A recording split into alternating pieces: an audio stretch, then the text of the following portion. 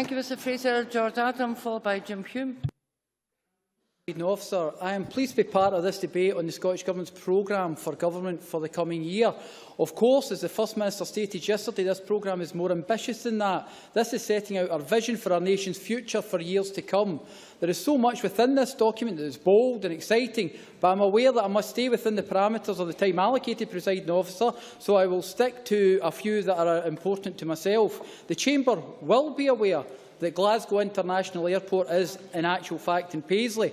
And although not in my constituency, it is a major economic impact on our community, being one of the main employers in Renfrewshire and bringing much-needed investment. For our business to be competitive, we need to ensure that they have the opportunity to compete on a level playing field. This has been difficult for the aviation industry for some time, and I am aware that the Scottish Government has established a forum with membership for the airline industry, Scotland's airports, environmental groups and business organisations and tax professionals.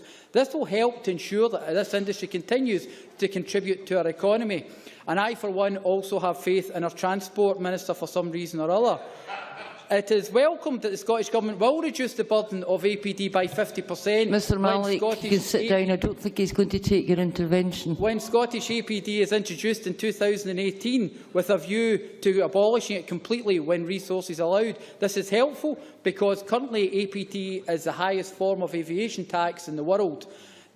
Artificially depressing demand and dissuading airlines from flying to and from Scotland. Even with this major disadvantage, Glasgow International Airport has managed to be very successful in the past couple of years. Just imagine what we can achieve after 2018 that can benefit the Renfrewshire economy, or as I like to call it, Greater Paisley.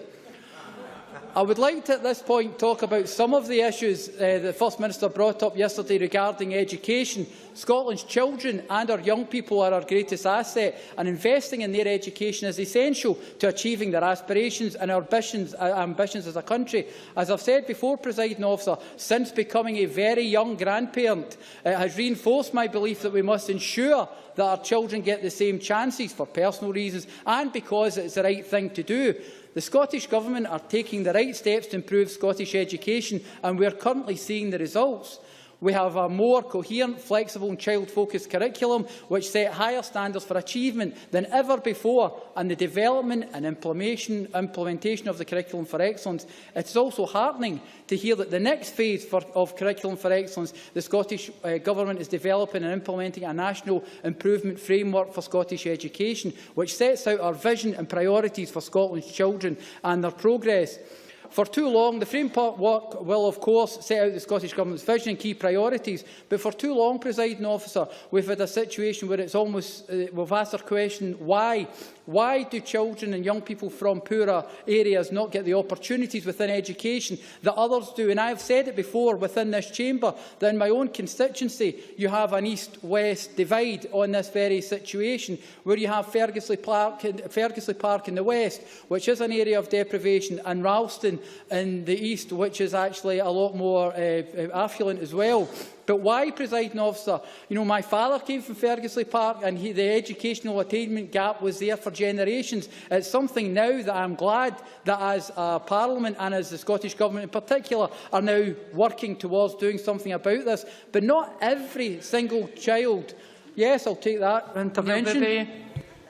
Would the member perhaps agree with me then that it was wrong for the Scottish Government not to give Renfrewshire Council any money from its attainment fund last year? Mr Adam. Mr Bibby, what do you say? The reality of the situation is, Presiding Officer, that Paisley, in fact, 2 schools in Fergusley, in an area that one of the areas of worst deprivation in the whole of Scotland, St Fergus and Glencoats Primary, will be part of the attainment fund. So this is about identifying the need and making sure that we can make that difference. And that's what the framework will ensure, a forensic focus and data, obviously something Mr Bibby is not too interested in, an informed approach to educational improvement at every single phase of Scottish education.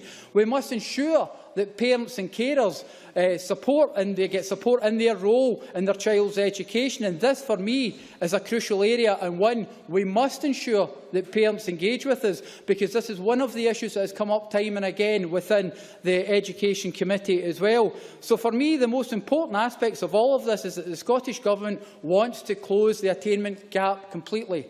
This, of course, will not happen overnight. If only it was that easy, Presiding Officer. My old dad, who's no longer with us, used to say, "Who said it was going to be easy when the family had its latest disasters?" But in the real world, Presiding Officer, life is just not like that. But this is more about an economic and social challenge for all of us.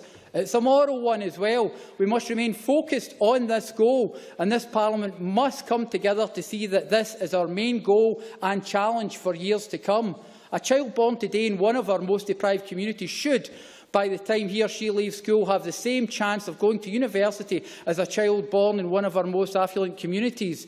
But progress has been made, and it would be churlish for opposition parties to say otherwise. In 2008, just 2 in 10 students from deprived areas of Scotland obtained at least one higher or equivalent. Last year, that figure was almost 4 in 10. However, this is not far or fast enough. Presiding Officer, this programme is bold and ambitious, and I believe it's time to work together to ensure that this ambitious programme can be put forward so that Scotland truly is the best country in the world for children to grow up.